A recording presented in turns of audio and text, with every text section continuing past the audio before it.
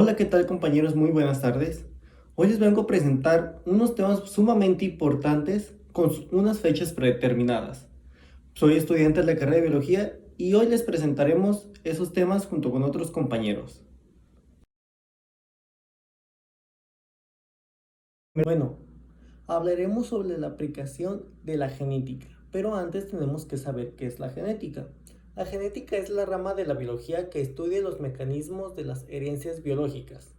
Entre estos mecanismos, la genética estudia el ADN, su composición, organización y cómo estructura en genes en esta la unidad básica de información genética y el cromosoma, además de cómo se reproducen las herencias, las características de los biológicos.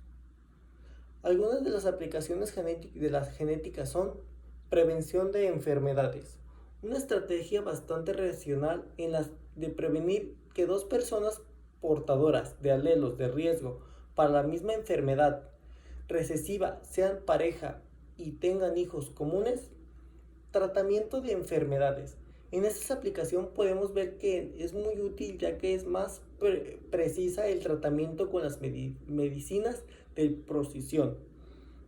En este compuesto trata sobre considerar las características de una persona a la hora de decir cómo tratar o manejar a una enfermedad. Las vacunas. Las vacunas son más conocidas como vacunas ARN, mensajero.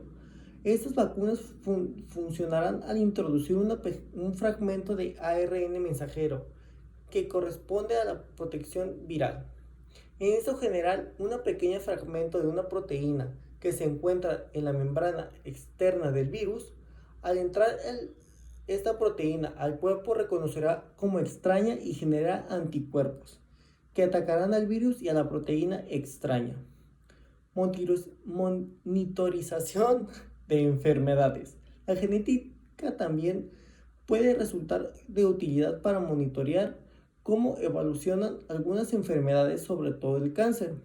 Esta estrategia, que también forma parte de la medicina de precisión, se utiliza además para estudiar las enfermedades de tratamiento o para detectar la aparición de resistencias al tratamiento. En este apartado hablaremos de la clonación. La clonación se define como el proceso donde se obtienen copias idénticas de un organismo ya desarrollado. En la clonación artificial hay tres tipos: la clonación genética, reproductiva y terapéutica. En la clonación genética se reproducen copias de genes o segmentos completos de ADN. En la clonación reproductiva es aquella donde se producen copias de animales u organismos enteros, y la clonación terapéutica es la cual a su fin trata de producir células madre en un embrión, que después serán utilizados como reemplazo de tejidos lesionados o afectados. Se empezó a estudiar la teoría de que las células se separaban y creaban un organismo. Se continuó investigando esta nueva teoría para ver hasta qué punto las células podrían ser separadas hasta crear un nuevo organismo. Y en 1958, John Burdon extrajo el núcleo de una célula intestinal de un renacuajo y lo introdujo en una célula de un núcleo de una rana. Esta célula creció hasta considerarse en un renacuajo, genéticamente idéntico al renacuajo aquel donde se extrajo el núcleo, y con esta misma técnica se experimentó con varios animales, hasta que en 1993 nació la oveja Dolly, la cual fue el primer mamífero que fue criado a partir de una transferencia nuclear, solo que en esta ocasión el núcleo fue extraído de la vejiga de una oveja adulta, a lo cual esto significa que el material genético ya estaba definido, a comparación de un embrión, por la cual y por la parte humana las clonaciones con humanos tienen mucha implicación ética, y en algunos países se han creado leyes para delimitar las cosas que se pueden hacer o no. Uno de los argumentos es que los experimentos de clonación animal tienen una tasa demasiado alta de fracaso. Un claro ejemplo es la oveja Dolly, la cual ella fue la exitosa de un total de 277 pruebas. Otras aplicaciones es aquel como estos pueden haber deformaciones u enfermedades a temprana edad, como el ejemplo de Dolly, la cual tuvo que ser sacrificada después de tener una enfermedad pulmonar que adquieren las ovejas después de pasar la adultez. Y también se toma en cuenta que la clonación humana es contraria a la dignidad humana. En el proceso les hablaré sobre Hugo de Vries. Hablaría de las mutaciones. El botánico y científico neerlandés Hugo Marie de Vries fue uno de los principales genetistas de la historia y uno de los principales descubridores de las leyes de Mendel, fundamentalmente para entender las herencias genéticas. Hugo de Vries propuso una nueva teoría de la evolución, claramente conocida como mutacionismo, que esencialmente elimina la selección natural como el proceso principal de la evolución. El mutacionismo propuesto por de Vries fue rechazado por muchos naturalistas contemporáneos y también por los llamados biometristas. Según estos, la selección natural es la causa principal de la evolución, a través de los efectos acumulativos de variaciones pequeñas y continuas. Mutacionistas y biometristas se ensarzaron durante las dos primeras décadas del siglo XX en una gran agropolémica centrada en la cual si las especies aparecen de forma repentina por una mutación importantes cualitativas o de manera gradual por acumulaciones de variaciones pequeñas cuantitativas. En esta segunda presentación hablaremos sobre el genoma humano, pero antes, en esta breve historia, destacaron dos grandes hitos más.